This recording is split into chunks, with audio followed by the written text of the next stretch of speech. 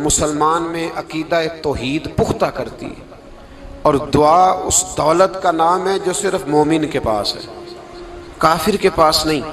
نبی پاک علیہ السلام نے فرمایا الدعاء صلاح المومن، دعا مومن کا ہتھیار ہے، کافر کے پاس یہ ہتھیار نہیں ہے۔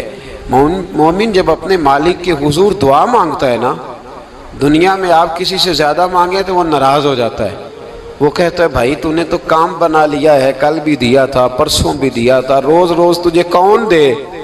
میرے نبی پاک علیہ السلام نے فرمایا جو اپنے رب سے زیادہ مانگتا ہے رب اس سے زیادہ راضی ہوتا ہے، زیادہ راضی ہوتا ہے۔ اب دعا مخصوص اوقات نہیں دعا کے، فرمایا اذا دعان، جب بھی دعا مانگو گے تمہارا رب تمہاری دعا کو، جب بھی دعا تو دعا کرتے رہنا چاہیے، ہر وقت دعا میں بندہ شامل رہے، اللہ کے ذکر میں شامل۔ یہ جو قرآن مجید نے کہا نا یا ایھا الذین آمنوا اذکروا اللہ ذکرا کثیرا، اے ایمان والو اپنے رب کا ذکر کثرت سے کرو، وسبحوہ بکرۃ واصیلا، اور صبح و شام اسی کی پاکی بیان کرو۔ تو اس سے مراد یہ نہیں ہے کہ تسبیح لے کے سارا دن مسجد میں بیٹھے رہو اور کام کوئی نہ کرو، بلکہ اس کا مطلب یہ ہے کہ روٹی شروع کرو تو اللہ کے نام سے، اختتام کرو تو اللہ کے نام، سو جاؤ تو رب کا نام لے کے، سویرے اٹھو تو اللہ کا نام لے کے، جب تمہیں کوئی چیز اچھی لگے تو ماشاءاللہ کہو، جب کوئی مصیبت آئے تو کہو انا للہ و انا الیہ راجعون۔ تو سارا دن اللہ کا ذکر جاری رہے گا۔ نبی پاک صلی اللہ علیہ وسلم نے مسلمان کو ایک دوسرے سے ملنے کا طریقہ بتایا۔ مصیبت آئے تو کیا کہنا ہے؟ صرف فوت کی پہ نہیں کہنا، اس کی وضاحت کر دو۔ کوئی بھی الذین اذا اصابتہم مصیبہ، جب بھی کوئی مصیبت آئے اللہ کے بندے کہتے ہیں ہم اللہ کی طرف سے آئے ہیں اور اللہ کی طرف ہی ہم نے لوٹ جانا۔ تو میرے عزیز ہر وقت اللہ کا ذکر جاری رہے گا، ہر وقت زبان پہ رب کریم کا۔ دیکھیں نا نبی پاک علیہ السلام نے ہمیں ملاقات کا طریقہ بتایا۔ ایک صحابی آئے تو انہوں نے آ کے کہا السلام علیکم، نبی پاک علیہ السلام نے فرمایا رب تعالیٰ نے اسے 10 نیکیاں عطا فرمائی ہیں۔ دوسرے آئے تو انہوں نے کہا السلام علیکم ورحمۃ اللہ، تو محبوب فرمانے لگے، امام بہقی نے اس کو لکھا ہے، محبوب فرمانے لگے رب کریم نے اسے 20 نیکیاں عطا فرمائی۔ ایک اور آئے، عرض کیا السلام علیکم ورحمۃ اللہ وبرکاتہ، محبوب فرمانے لگے اللہ نے اسے 30 نیکیاں عطا فرمائی۔ اچھا اس کا مطلب کیا ہے؟ السلام علیکم، تم پر سلامتی ہو، سادہ ترجمہ یہ ہے کہ تم سلامت رہو، تم سلامت رہو، ورحمۃ اللہ وبرکاتہ، تم پر اللہ کی رحمت بھی ہو اور اس کی برکتیں بھی ہو۔ وہ کیا کہتا ہے؟ وہ کہتا ہے وعلیکم السلام، تم پر بھی سلامتی ہو، ورحمۃ اللہ وبرکاتہ، اللہ کی رحمت ہو اور اس کی۔ یہ جو مسنون دعائیں ہیں نا جو حضور نے ہمیں دعائیں سکھائیں ہر موقع پہ، ان کا کمال دیکھیے۔ اب ایک مسلمان نے آتے کہا السلام علیکم، اس کا مطلب کیا ہے؟ تم پر۔ اب وہ جھگڑا کرے گا اسے مارے گا، اس کا مال چھینے گا؟ اس نے تو آتے ہی کہا تم پر سلامتی ہو۔ تو جو سلامتی کی دعا دینے والے ہیں وہ جیب تھوڑی کاٹیں گے، وہ غبن تھوڑی کریں گے، ڈاکہ تھوڑا ڈالیں گے۔ اسلام نے لفظ ہی وہ سکھایا ہے کہ فرمایا جب تم نے ملنا ہے تو تم نے دعائیں کرنی ہیں ایک دوسرے کے لیے۔ اب ہمارے ہاں نئے نئے لفظ آ گئے، ٹیلی فون اٹھایا تو کہا ہیلو، اس کا کیا ترجمہ ہے؟ کون ہے؟ اس کا کیا ترجمہ ہے؟ جی جناب، اس کا کیا مطلب؟ ہم نے دیکھا بڑے بڑے سمجھدار لوگ السلام علیکم کی بجائے کہتے ہیں کیا حال ہے؟ بھائی کیا عجیب بات ہے، بھائی کیا حال ہے کا کیا مطلب ہوا؟ وہ بعد میں کرنے کی بات ہے۔ اور کچھ تھوڑا سا جو ادیب ہیں جو بیچارے حروف کے پیچ و تاب میں رہتے ہیں وہ کہتے ہیں آداب عرض ہے۔ وہ کیا ہوتا ہے جی؟ اسلام نے دعا سکھائی ہے السلام علیکم، یہ کتنی خوبصورت دعا ہے۔ جب آپ گھر کے اندر داخل ہوئے تو آپ نے دعا دی السلام علیکم، یہ دعا دی آپ۔ ایک صحابی حاضر خدمت ہوئے، عرض کی یا رسول اللہ صلی اللہ علیہ وسلم میرے گھر میں غربت رہتی ہے، کیا کروں؟ نبی پاک علیہ السلام نے فرمایا جب بھی گھر جایا کرنا گھر والوں سے سلام لیا کر، گھر والوں سے کیا کہا کر؟ السلام علیکم، جب بھی گھر جائے۔ یعنی گھر آیا، اب گھر والوں نے بتایا کہ ماچس کی ڈبیا تو لے آؤ۔ اب یہ دکان کونے پہ تھی گھر والے پہ، وہاں سے ماچس کی ڈبیا لے کے واپس گیا تو کہنے لگا السلام علیکم۔ پھر گھر والوں نے کہا ہو بتانا یاد ہی نہیں رہا، چینی بھی ختم ہو گئی ہے۔ تو یہ پھر گیا چینی لینے، لوٹ کے آیا تو کیا کہا؟ جب اللہ چاہتا ہے تو کہے، جب اللہ کے رسول چاہتے ہیں تو کہے۔ اس کا ترجمہ یہ ہے کہ تو کہہ، تو سلام لے۔ اللہ رسول چاہ رہے ہیں کہ تو سلام لے تاکہ تیرے گھر میں سلامتیاں ڈال دی جائیں۔ تو فرمایا سلام لینی ہے تو نے، اور ساتھ تو نے اس طرح کرنا ہے کہ 3 دفعہ سورۃ اخلاص کو پڑھنا ہے۔ امام قرطبی نے اس کو لکھا ہے۔ اس نے کہا حضور غربت بڑی ہے، غربت بڑی ہے تو کہ وظیفہ بتائیں۔ فرمایا جب بھی گھر جاؤ سلام لو اور 3 دفعہ سورۃ اخلاص پڑھو۔ وہ صحابی کہتے ہیں میں پکا ہو گیا۔ اب وہ کچھ دنوں کے بعد، کچھ عرصے کے بعد، کچھ مہینوں کے بعد واپس آئے تو صحابہ کرام علیہم رضوان فرماتے ہیں ہماری خواہش تھی کہ یہ کچھ بیان کرے، اب بتائے جو وظیفہ لے کے گیا تھا اس کا رزلٹ کیا نکلا۔ کہتے اس نے بڑی حیرت انگیز بات کی، حیرت انگیز عجیب انداز میں۔ کچھ لوگوں کا دل ہوتا ہے نا کہ مجھے ملے میرے پڑوسی کو نہ ملے، اور کچھ کا دل ہوتا ہے یار مجھے بھی ملا ہے اور الحمدللہ میرے پڑوسی کو ملا ہے۔ تو صحابی جب حاضر ہوئے تو صحابہ کہتے ہیں ہمیں تجسس تھا کہ یہ کچھ بتائیں، تو حضور نے فرمایا کیا حال ہے تیرا؟ کہا یا رسول اللہ کمال ہی ہو گئی ہے حضور، میں جب بھی گھر جاتا ہوں سلام لیتا ہوں اور 3 دفعہ سورۃ اخلاص پڑھتا ہوں، میں تو امیر ہو ہی گیا ہوں، میرے تو ہمسائے بھی امیر ہو گئے۔ کتنا پیارا ہے یہ جملہ، کتنا حسن ہے، اتنا اچھا لفظ کسی اور کے پاس ہے ہی نہیں جو الفاظ ہمیں ہمارے رسول نے عطا فرمایا۔ اس کو اپنائیے، اس کو اپنائیے۔ یہ الگ بات ہے کہ لوگ مطلب کے لیے سلوٹ کر لیتے ہیں بڑا سارا، لیکن مطلب کے لیے نہیں۔ جس کو جانے اس سے بھی سلام لیں، جس مسلمان کو نہیں جانتے اس سے بھی۔ تو نبی پاک نے ہمیں مسنون دعائیں سکھائیں۔ رات کو جب سونے لگیں اللہ کے رسول صلی اللہ علیہ وسلم نے ہمیں دعا سکھائی۔ حضور نے فرمایا جب سونے لگو تو مسلم شریف میں فرمایا تم نے یہ دعا پڑھنی، اللہم باسمک اموت و احیا۔ تم نے کہنا اے اللہ میں تیرے نام پر مرتا ہوں اور تیرے نام پر جیتا ہوں۔ نبی پاک صلی اللہ علیہ وسلم نے ایک حدیث میں فرمایا کہ یہ جو نیند ہے نا یہ موت کی چھوٹی بہن ہے، یہ موت کا ایک حصہ ہے۔ جس طرح انسان سو جائے تو کوئی خبر نہیں ہوتی کیا ہو رہا ہے، بالکل وہ اٹھا ہے تو اس نے کہا ہو یہ کیا ہوا، سو جاتا ہے نا آدمی اسے خبر نہیں ہوتی، اوہو میں نے تو 11 بجے اٹھنا تھا یہ تو 3 بج گئے، اب اسے خبر نہ رہی۔ سوتے ہوئے لوگ چوری کر لیتے ہیں، بلکہ اس طرح بھی ہوتا ہے کہ آدمی نے گکھڑ اترنا تھا، وہ پنڈی سے آ رہا تھا لیکن وہ سویا ہوا تھا، آنکھ تب کھلی جب کاموں کی آ گیا تھا، اب اس کا اس پر زور ہے۔ تو فرمایا کیا پتا اب تو کھل گئی کاموں کی، جا کے لاہور جا کے کسی جگہ پہنچ کے، تو یہ بھی ممکن ہے کہ کھلے ہی نہ، نیند ہی موت کا سبب بن جائے۔ تو کہہ کے سو کہ یا اللہ تیرے نام پہ سو رہا ہوں، اللہ کس نام پہ سو رہا ہوں۔ یار اگر ہم ان دعاؤں کا حسن سمجھے، مت اللہم باسمک اموت و احیا، یا اللہ میں تیرے نام پہ سوتا ہوں اور تیرے نام پر اٹھتا ہوں، گویا کہہ رہا یا اللہ میری نیند بھی تیرے فضل سے ہی ہے، اور اگر آنکھ کھل جائے تو وہ بھی تیرے فضل سے ہی ہے۔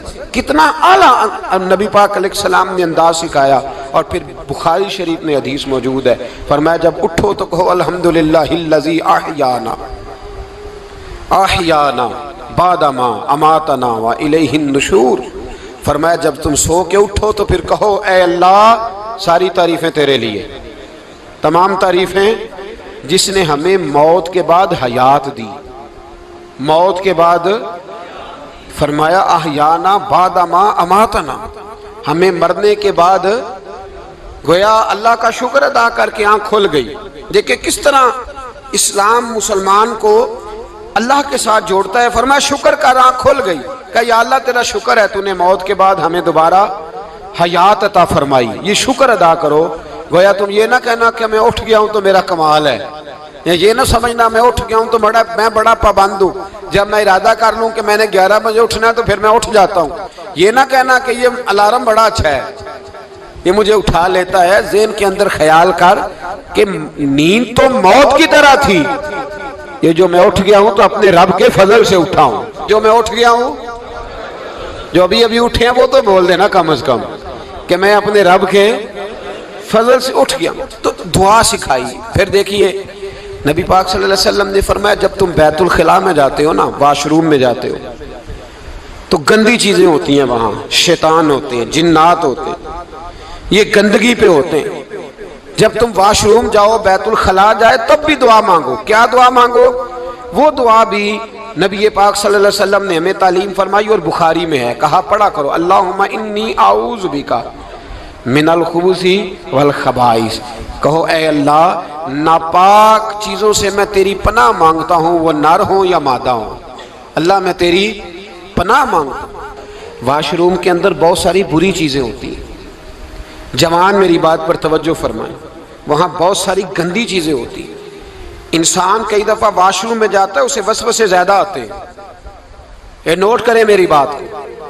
اصل میں نا ہم بات ڈھونڈ رہے ہیں علاج اپنی بیماریوں کا، حالانکہ علاج تو سارا مدینے والے رسول کے پاس موجود ہے، محبوب کے پاس ساری دوائیاں ہیں۔ تو نبی پاک علیہ السلام دیکھیں نا، انسان واش روم میں جاتا ہے، اسے وسوسے آتے، برے خیالات آتے، وہ گناہ کی طرف کئی دفعہ مائل ہوتا ہے، تو کہا تو دعا پڑھ کے جا اللہم انی اعوذ بک، یا اللہ میں تیری پناہ مانگتا ہوں من الخبث والخبائث، ہر خبیث اور بری چیز سے میں تیری پناہ مانگتا ہوں، وہ نر ہو یا یار کتنا عظیم دین ہے، کتنا عظیم میرے مصطفیٰ کریم کا وہ والا دین ہے۔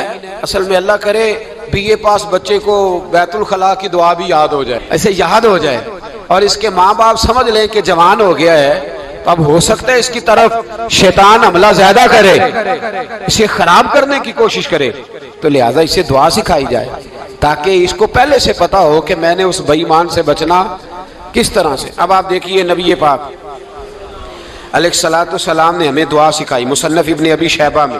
کون سی دعا؟ واش روم سے نکلنے کی۔ اللہ اکبر، بڑی زبردست دعا ہے، بڑی زبردست۔ آپ یقین کریں اس ایک ایک دعا پر ایک ایک پورا بیان ہو سکتا ہے، ایک ایک۔ یہ اس لیے نہیں میں کہہ رہا کہ میں کوئی عالم فاضل آدمی ہوں، آپ کہیں گے کہ بتا رہے ہیں میں بڑا پڑھا لکھا ہوں، صرف یہ عرض کر رہا ہوں کہ اس کے فوائد پر، ثمرات پر جو اللہ تبارک و تعالی امت کو دیتا ہے، ان دعاؤں کی جو فضیلت حدیثوں میں آئی ہے، اور پھر جو اس کے فوائد ہے، اگر اس پر بات کروں تو ایک دعا تقاضا کرتی ہے کہ اس پر پورا ایک لیکچر ہونا چاہیے۔ دیکھیے آپ واش روم سے نکلے، دعا کیا ہے؟ دعا کے لفظ کیا؟ الحمدللہ الذی، ایک حدیث میں لفظ ہے غفرانک، غفرانک، اے اللہ میں تجھ سے بخشش چاہتا ہوں۔ اور جو مشہور اور معروف ہے مصنف ابن ابی شیبہ کی روایت، فرمایا الحمدللہ الذی اذھب عنی العذا وعافانی، فرمایا اے اللہ تیرا شکر ہے۔ واش روم سے نکلا ہے تو کہہ رہا ہے یا اللہ تیرا شکر ہے، تو نے مجھ سے اذیت دور کی، وعافانی، اور تو نے مجھے عافیت عطا کر دی، اذیت دور کر دی اور عافیت۔ بولیے واش روم سے نکلا ہے تو کیا کہتا ہے؟ یا اللہ تیرا شکر ہے، تو نے مجھ سے اذیت دور کر دی اور مجھے عافیت۔ ڈاکٹر حکیم ہومیوپیتھک ایک چیز پر متفق کم ہوتے ہیں، پتہ ہے نا آپ کو، لیکن اس بات پر سب کا اتفاق ہے کہ اگر کسی کو قبض ہو جائے نا تو شاید 70 یا 72 بیماریاں لگ جاتی ہیں اس کو۔ اور جب آدمی کو قبض ہوتی ہے نا، پیٹ کے اندر فضلہ جم جاتا ہے، خارج نہیں ہوتا، اس کو اعصاب کی بیماری ہوتی ہے، اس کے ذہن پر اثر ہوتا ہے اس چیز کا۔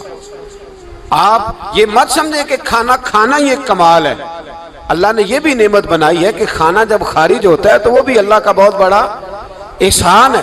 تو فرمایا تو سمجھا ہی نہیں، اگر تجھے قبض ہو جاتی، تیرے پیٹ کے اندر وہ چیز جم جاتی، تیرے لیے کتنی تکلیف کا باعث تھی۔ ان لوگوں سے پوچھئے جو اس کے بیمار ہیں، اس کے مریض ہیں، وہ کتنی تکلیف میں رہتے ہیں، سر میں درد ہوتا ہے، سر چکراتے ہیں۔ ایک بہت بڑا روڈ ایکسیڈنٹ ہوا تو ڈرائیور سے لوگوں نے پوچھا کہ مسئلہ کیا ہے، تو کہنے لگا میں قبض کا مریض ہوں، تو میں کھانا کھا لیتا ہوں تو میرے ذہن پر وہ اس قدر زیادہ گیس کا غلبہ ہوتا ہے کہ میں سخت تکلیف میں ہوں۔ نبی پاک علیہ السلام نے ہمیں سمجھایا اور بتایا کہ سمجھ لو یارو، کھانا کھانے کی نعمت تو اللہ نے تمہیں عطا فرمائی ہے، لیکن کھانا کھانے کے بعد اس کا اخراج بھی اللہ کی بہت بڑی نعمت ہے، تو اللہ کا شکر ادا کرو۔ پھر جب آپ گھر سے نکلیں گے تو بھی اس کی دعا ارشاد فرمائی، بسم اللہ توکلت علی اللہ، اللہ کے نام سے گھر سے نکلتا ہوں اور میں نے بھروسہ بھی اللہ کے نام پہ کیا۔ جب گھر سے نکلیں تو کس کے نام پہ بھروسہ کریں؟ بولیے حضرت رابعہ بصریہ رحمت اللہ علیہا، آپ تشریف لے گئیں حج کرنے، جس دن واپس آئیں اپنا اونٹ کہہ گئیں جاتی دفعہ، کہنے لگی اللہ میں تیرے حوالے کر کے جا رہی ہوں، اور بسم اللہ توکلت علی اللہ، بھروسہ بھی تیری ذات پہ۔ جس دن واپس آئی نا اسی دن کسی نے بتایا کہ اماں آج ہی تیرا اونٹ مر گیا ہے، تو اونٹ کے سرانے کھڑی ہو کے کہنے لگی مولا میں تو تیرے نام پہ تیرے پہ بھروسہ کر کے گئی تھی، تیرے حوالے، میں تو تیرے گھر گئی تھی۔ تو لوگ کہتے ہیں اماں کے منہ سے لفظ نکلے تو اونٹ زندہ ہو کے کھڑا ہو گیا، کھڑا ہو گیا وہ۔ تو اماں کہنے لگی نہیں تمہیں ہی غلطی لگی ہے، مرا ہی نہیں تھا، پہلے سے ہی موجود تھا، گویا اپنی کرامت بھی نہیں ظاہر ہونے دی۔ تو بھائی گھر سے نکلیں تو کس لفظ پر کہ یا اللہ میں تیرے بھروسے پہ نکل رہا ہوں، میں اس کے دو فائدے ہوں گے، ایک تو آپ اللہ کی امان میں جا رہے ہیں، اللہ کی امان میں آ رہے ہیں، اور دوسرا جس گھر کو آپ چھوڑ کے جا رہے ہیں اسے بھی اللہ کی امان میں دے کے جائیں۔ تو کتنا لذت والی دعا ہے جو نبی کریم علیہ السلام نے ہمیں سکھائی۔ اب ذرا حدیث سنیں خوش ہو کے، دیکھیں حضور نے دعا سکھائی، فرمایا جب دیکھ لو نا کسی کو ہنستا ہوا، کیا کرتا ہوا؟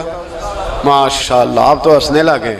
جب کسی کو ہنستا ہوا دیکھو تو کہا کرو اضحک اللہ سنک، یہ دعا یہ بخاری ہے، فرمایا دعا مانگا کرو جب کسی مومن کو ہنستے ہوئے دیکھو تو دعا مانگو اضحک اللہ سنک، اللہ تجھے ہنستا ہی رکھے، اللہ تجھے، بولیے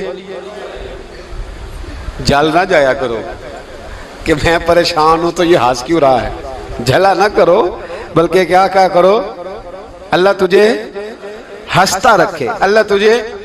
نبی پاک صلی اللہ تعالی علیہ وآلہ وسلم نے فرمایا، ترمذی میں حضرت اسامہ بن زید رضی اللہ تعالیٰ عنہ سے حدیث مروی ہے، حضور نے فرمایا جس نے کسی کے ساتھ احسان کیا اور جس پر احسان کیا، اگر اس نے یہ دعا پڑھ دی نا جزاک اللہ خیرہ، تو فرمایا اس نے اللہ کی بھی پوری حمد کر دی اور محسن کا صحیح شکریہ بھی ادا کر دیا۔